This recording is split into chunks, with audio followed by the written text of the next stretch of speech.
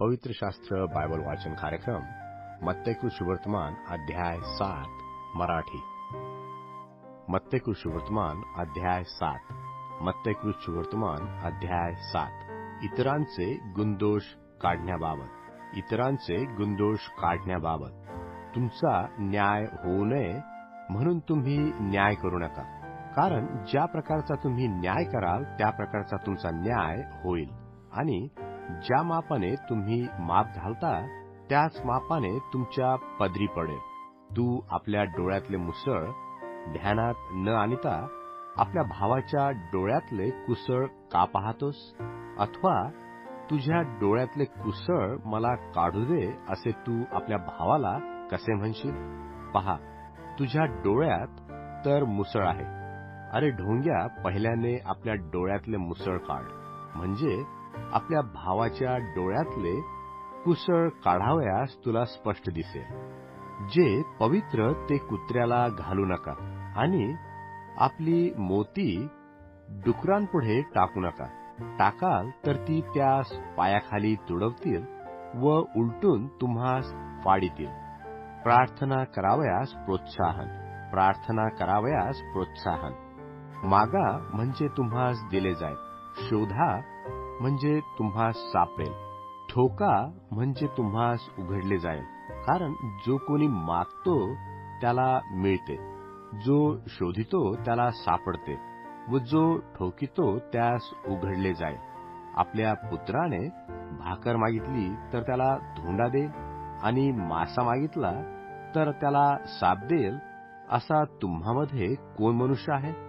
यास्त तुम्ही वाईट असता आपल्या मुलास चांगल्या देणग्या देण्याचे समजता, तर तुमच्या स्वर्गीय पित्याजवळ जे मागतात त्यास तो किती विशेष करून चांगल्या देणग्या देईल।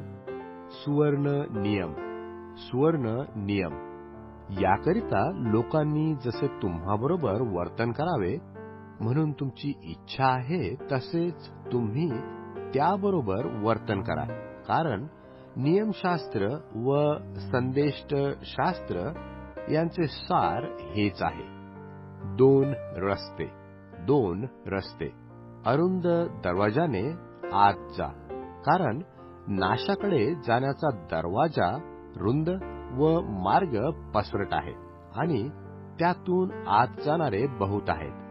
जीवनाकडे जाण्याचा दरवाजा अरुंद व मार्ग संकुचित आहे, आणि ज्यास तो सापडतो ते थोडके आहेत।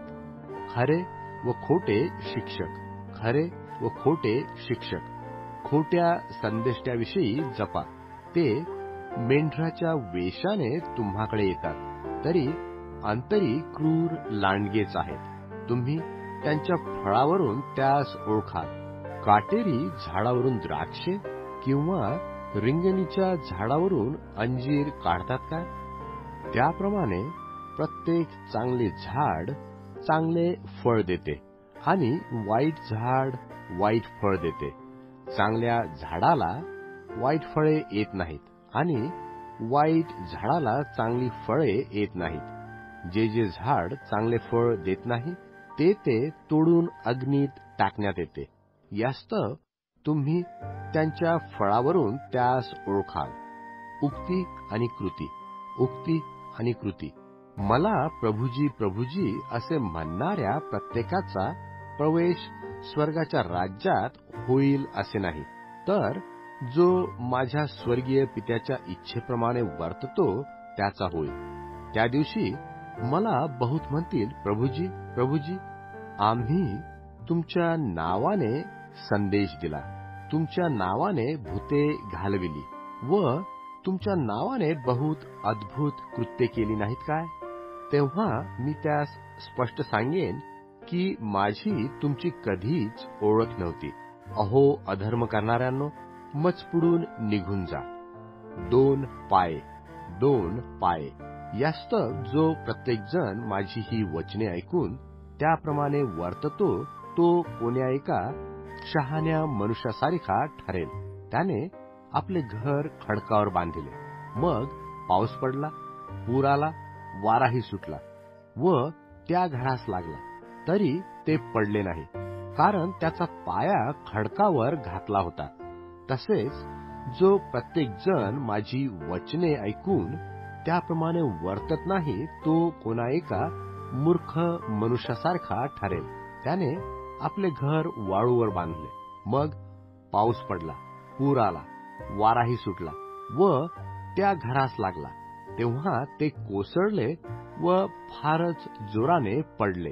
येशूने ही वचने समाप्त केल्यावर असे झाले की लोकसमुदाय त्याच्या शिक्षणावरून थक्क झाले, कारण तो त्यांच्या शास्त्राप्रमाणे नव्हे तर अधिकार संपन्न असल्यासारखे त्यास शिकवित असे.